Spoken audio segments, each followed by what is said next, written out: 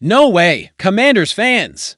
Buckle up because what I'm about to tell you is going to make your jaw drop. We've got 3 stories that are putting the entire organization under the microscope.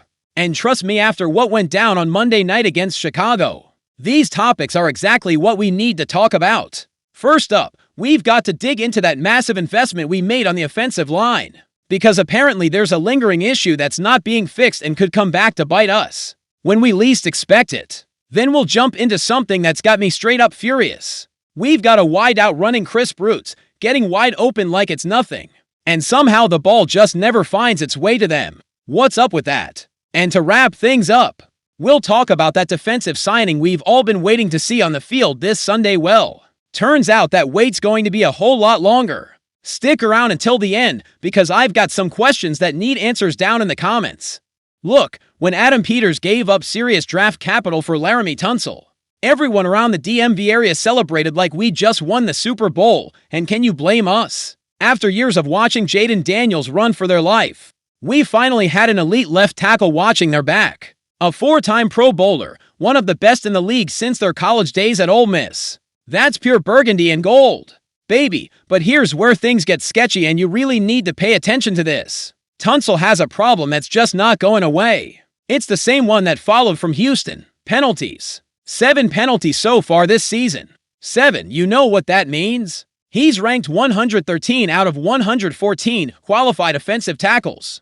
According to Pro Football Focus, that's insane. Now, don't get me wrong, the guy is phenomenal at what he does. He's only allowed 1 sack all year on 135 pass protection snaps. His pass blocking grade is 87.0, which ranks him 4th in the entire league. His footwork, his mirroring, his leverage, it's all top tier. But those yellow flags, folks, those yellow flags are killing me. And the most frustrating part, last year with the Texans, he had 14 penalties, 14. And he's on pace to match or even beat that number with us. So here's my question to you. Can a player of his caliber and experience actually fix this at this point in his career? Because let's be real, Peters knew about this when he brought him in. He did his homework. He looked at the stats. He just bet that the positives would outweigh the negatives, and to some degree, he was right. The difference between what we had before at left tackle and what we have now is like night and day. Remember when the old front office botched the Trent Williams situation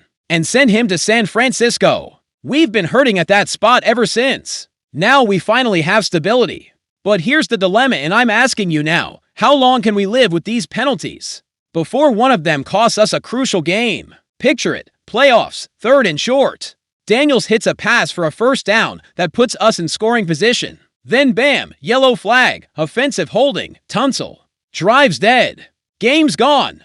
Can you live with that? I believe Tunsil's smart and professional enough to know this can't keep happening. The guy's been in the league since 2016. He's been to 4 Pro Bowls, he knows what's at stake. But I also believe bad habits can be tough to shake, especially when you've been doing things a certain way for years. The truth is, compared to our other issues, this one's relatively small. But relatively small doesn't mean not important. Every yard counts, every down matters. And in a tough NFC East where the Cowboys, Eagles, and Giants are just waiting to jump on any mistake we make, we can't afford to give yards away with stupid penalties. Look at what Jerry Jones is doing in Dallas, letting his offensive line fall apart while counting money. The Eagles thought their line was bulletproof last year, and look what happened. The Giants are still trying to figure out what a functional O-line even looks like. And here we are, with an elite left tackle who's got just one major flaw, but it's one that could cost us dearly. So what's the move? Do we just accept the penalties as part of the package and hope the positives win out? Or can the coaching staff do something to help Tunsil clean up his technique? Because one thing's for sure, when playoff time comes, every play is magnified, and every mistake will be talked to death. I'm telling you, this issue needs to be addressed now, not later. Tunsil is a fantastic player, a huge pickup by Peters. But he's got to find a way to keep those hands inside the frame without grabbing jerseys. It's technique, it's discipline, and it's absolutely critical for our playoff hopes this season. If that surprises you, wait till you hear this next part, because this one has me seriously frustrated with our offensive coordinator.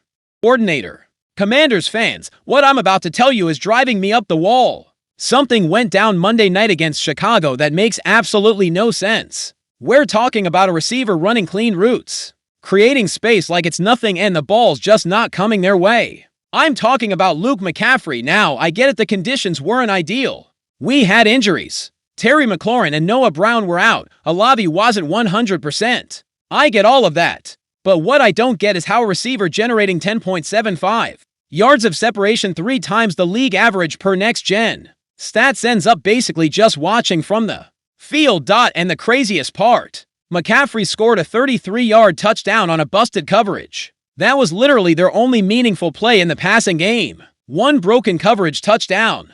That's it, really. That's how we're using someone with that much upside. Now, the big question, is this a Jaden Daniels problem? Are they just not seeing McCaffrey in their progressions? Or is it Cliff Kingsbury not putting together schemes to get the ball in his hands? Because one thing's for sure, if a receiver is getting that open that often and still not seeing targets, there's something seriously off. I think this shows a lack of trust in McCaffrey from the coaching staff. And yeah, the kid's in year 2, came out of Rice, still developing.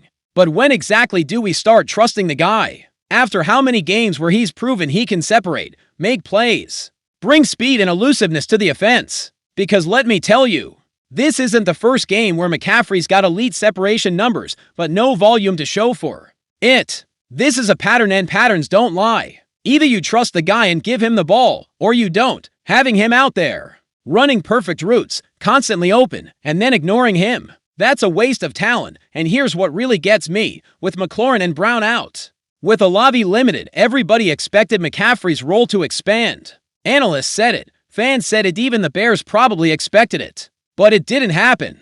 And don't tell me it was the conditions. If it was hard for him, it was hard for everyone. You know what this reminds me of? All those past years when this franchise had talented players who never reached their potential because we simply didn't use them right. How many times have we seen that movie? I don't want McCaffrey becoming another name on that list. To be fair, McCaffrey's been a beast as a returner, looks like a future Pro Bowler there. But that can't be all he's used for. Not when he clearly has what it takes to contribute in the passing game. Here's what I'm saying. If we keep underusing this dude, we're going to regret it. This team's been slow to start games all season.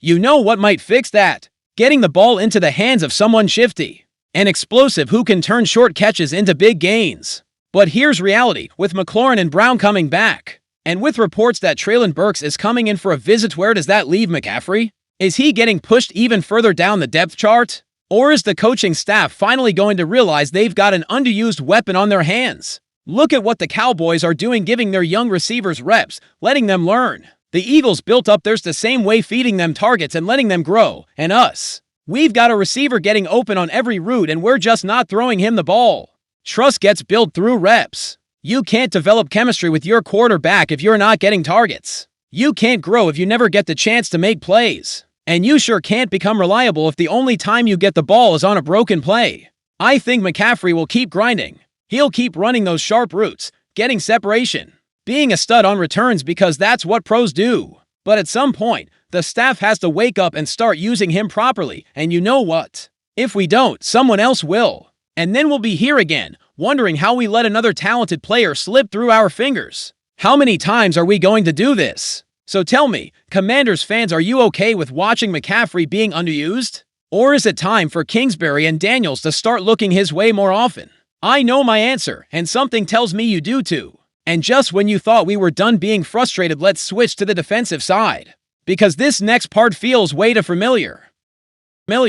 Commanders fans, you thought we were done with the bad news? You're wild for that one. Because what I'm about to tell you has happened to this team so many times. It's practically tradition, and not a good one. We all saw when Adam Peters signed Drake Jackson after a successful workout. The pass rush has been struggling. Dietrich Wise Jr. out for the year on IR. Javonte Jean-Baptiste hurt long-term. Dorrance Armstrong Jr. dealing with a bad hamstring. We needed help badly. So Peters brings in Jackson, and we're all thinking, finally, some reinforcement on the D-line. And then what happens? The very next day, Jackson's placed on IR, injured reserve. Minimum for games out. With the bye week after that, we're basically not seeing him anytime soon. Unreal. Now before everyone freaks out. Here's what Adam Schefter reported. This was part of the plan from the start. Peters knew Jackson wasn't ready to contribute yet. The guy's missed a ton of football over the past couple years. He needs time to get in shape.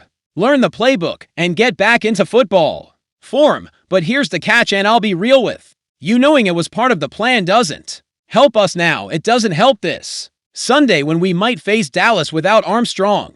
It doesn't help when we're trying to generate pressure and just can't get there. And it makes you wonder. Jackson had massive potential coming out of college. His rookie year showed flashes, but it's been downhill since, mostly bad luck with injuries. So now the question becomes, are we betting on him becoming that player again? Or just throwing a dart and hoping for the best? I think Peters has done what he can with what's out there. The free agent options are basically dried up.